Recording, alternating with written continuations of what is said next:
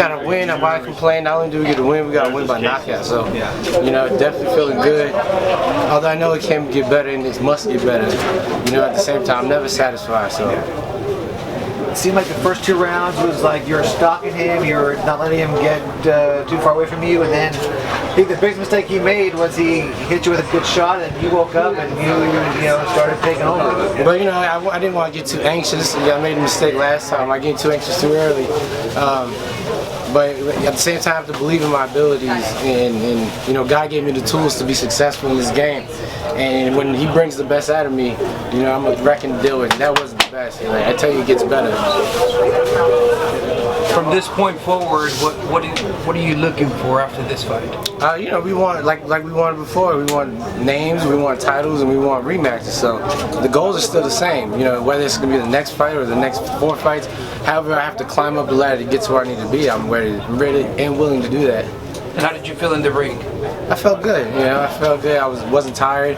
I felt strong. You know, there's things that need to sharpen up. You know, I got to throw a little more crisper. I was a little out of my element, having to stop somebody, but at the same time, I'm getting more comfortable doing it.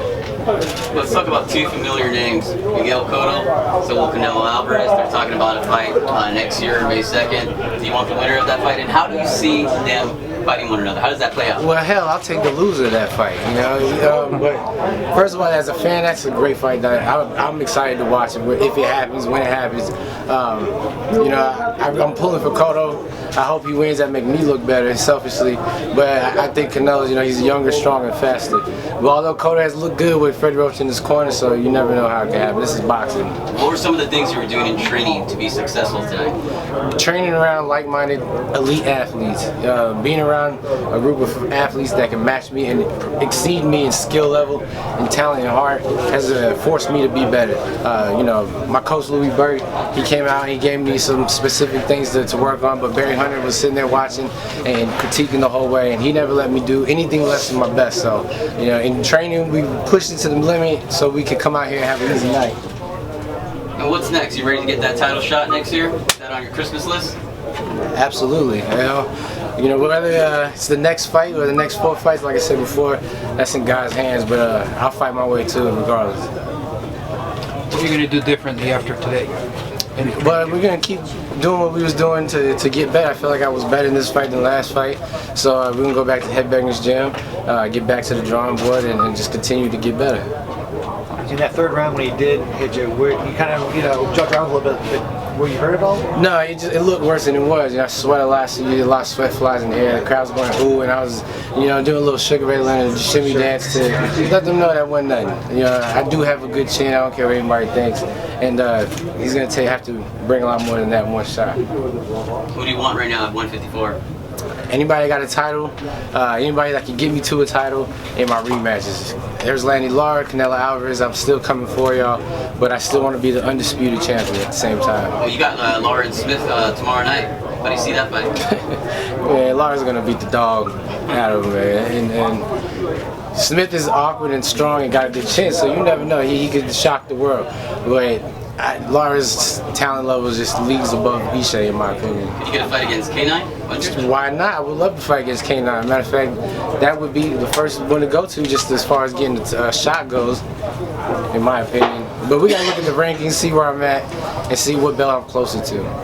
My last question: if 154 doesn't play out getting a top shot, would you move up to 160? Yeah, if there's better opportunities, but I'm good at this weight. You know, I have my goals set, and those goals were set at my weight, and I feel like this is my weight class, so I'm trying to claim it and get that throne. So when do you want to fight again? Do you want to have a short coming to fight soon, or you want to have a little layoff? Nah, I'd rather get right back. You know, I'm healthy, I feel good. I ain't take punishment, I have to heal up. You know, there should be no reason for a layoff. This is my job, so bring me back ASAP. You know, the most I want to do is enjoy my Christmas and, you know, get right back into it. And if you had a choice to pick whether Lara or Canelo or Cotto or one of your rematches, which one would be in your mind that you really want to get back in the ring with? Well, you know, Canelo gave me my first loss, so I'll take him first. You know, Cotto, he has that belt, so that takes my world championship goal out the way. And Lara, we're gonna need some preparation for that, man, but I'm coming forward. And can you tell us a little bit about the shirt you're wearing today? Yeah, my man Patrick Nieto, he died, you know, just recently in a tragic car accident. You know, kids don't drink and drive. Adults neither. Nobody drink and drive. It's bad for anybody. And you might not be the one that passes. You could hurt somebody who wasn't doing anything to deserve it. So, you know, my man Patrick, rest in peace. He was such a good, happy dude, man. And you know, sorry to see him gone. And how did you feel in the ring? Like, once you got hit, it seemed that you woke up, but like you were doing a lot of stalking and moving forward. What's different? How come you're not going back to your old style? Are you trying to change your style a little bit? That's what was necessary for this fight. I had to stalk him to get, you know, the result I had, and that could be my style now, you know, and not necessarily saying that I'm a stalker, but if I need to, that's what I have to do to get to win. You know, the boxing works if it works. You know, if it doesn't, if I would just sat back and boxed, you know, I would have coasted to a 10-round boring decision, or even let him get a couple rounds and might have got robbed, who knows, but that was what was necessary for this fight, so that's what I had to do. And you feel comfortable doing it? Feeling more and more comfortable every day. At what round did you feel in this fight that you're like, okay, I have this fight's mine? In about the 6th round, I went back, and Barry was like, you get to get him out of here if you want to, and he confirmed what I was feeling, and so I would say about the 6th round. Awesome, congratulations. Thank you, man. Thank you. Trout, congratulations. And what would you do differently if going to Canelo? And I know I have your corner here. What would you guys do differently if going back to the drawing board, maybe getting Canelo in the ring? We would have never. We would have never fought in Texas.